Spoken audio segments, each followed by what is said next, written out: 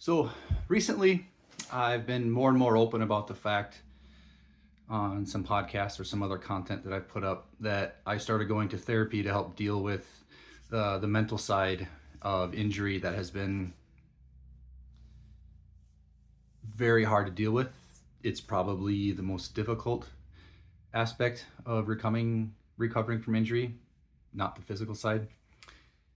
I think it's very important that if you want to work through these things coming back from injury, if you're someone who's coming back from injury or repeated injury and you just can't seem to find your way, if it seems like you're swimming in circles, if it seems like you're just wandering in the dark and you have no clue where you're going, it's extremely important to figure out why it is giving you so much trouble mentally. Something that I'm starting to figure out about myself through therapy. She really wants me to understand why I react so negatively if I ever have a setback or if I ever feel a weird tension in my back or if I just straight up retweak it and I have to go backwards. She's really working very hard to get to the root of why do you have such an extreme negative reaction? Why does your body have this extreme fight or flight, panic attack inducing situation anytime you even feel a sensation in your lower back?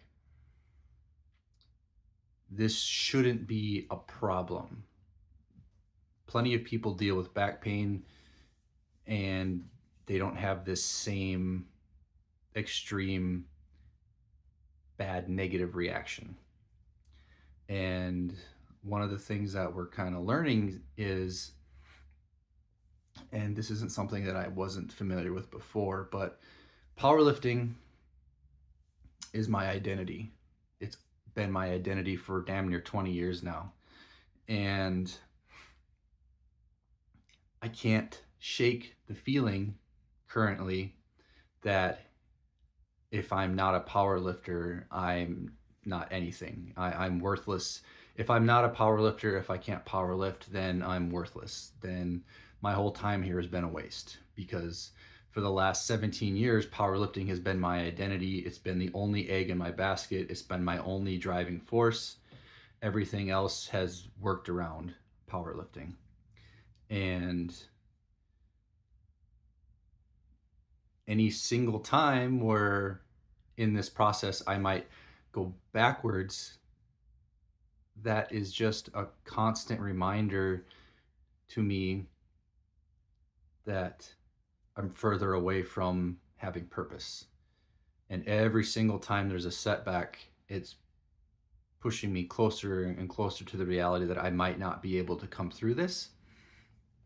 Those are just the things that go through my head. And there is so much weight I put on moving backwards. Moving backwards has this huge negative connotation with me that I'm never going to get better. And if I never get better, then that means I'll never be anything. Because without powerlifting, I have nothing.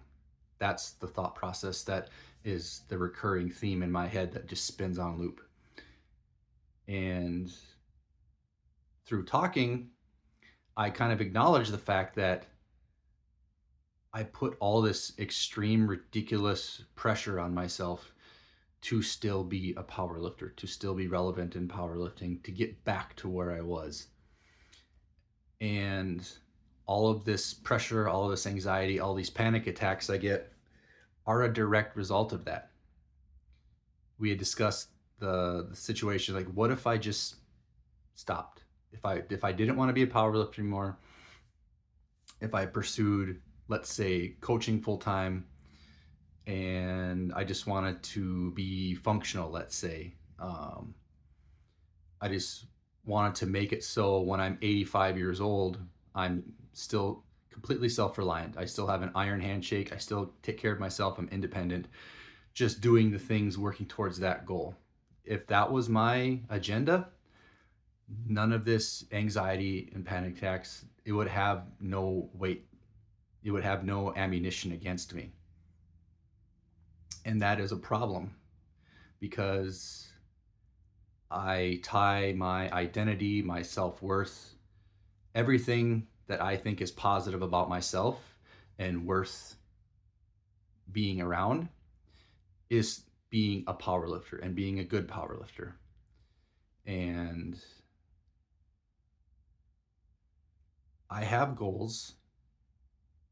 I'm in year 2 of a 5-year plan, and I've already accepted the fact that if the 5 years is up and I did not hit new numbers, hit new PRs, if I don't become better than I was before, then, or even if I do, let's say I do get better and I'm a better off power lifter than what I was before after these 5 years, I've already decided that I'm done.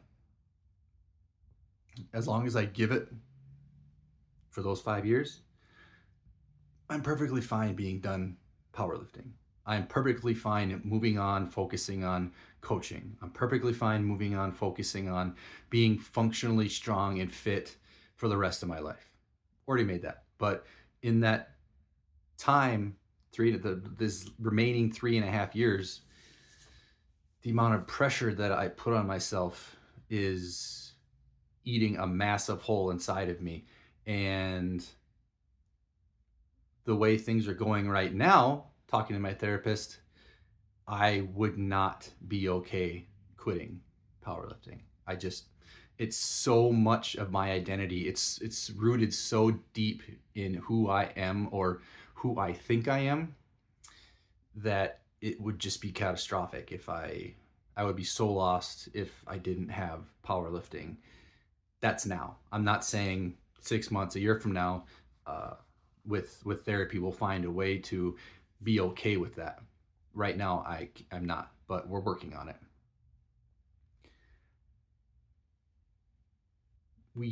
She presented me with, or I presented her with an analogy because I make everything black and white. I make everything black and white. Either I do it or I don't do it. Either it's succeeding or failing. There's no middle ground. I make it so drastic. And she presented to me, okay, so what if your 5-year plan goes on and you don't become better? You don't raise the bar. Does that mean you're a failure? And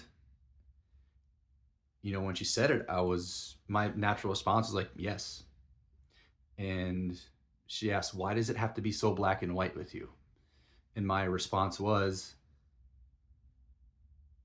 if I take out brisket and I smoke it I have a barbecue or like a family gathering and they're coming for my brisket. I spend the whole day smoking it.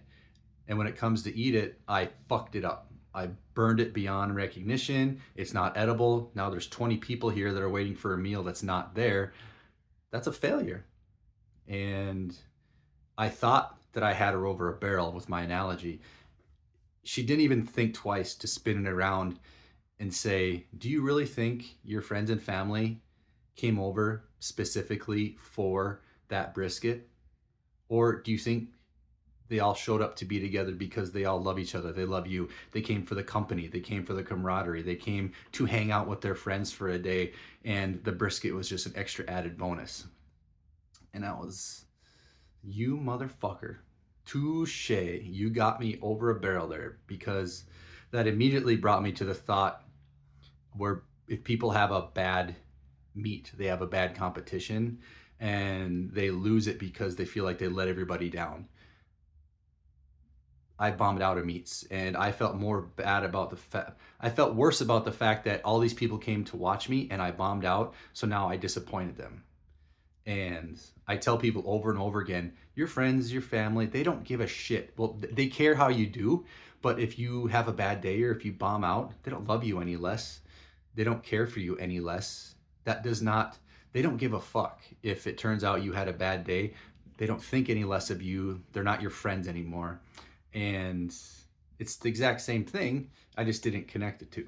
So understanding and being okay with the fact that despite your best efforts, despite your resources, work you put into it, it might not work out the way you want it to.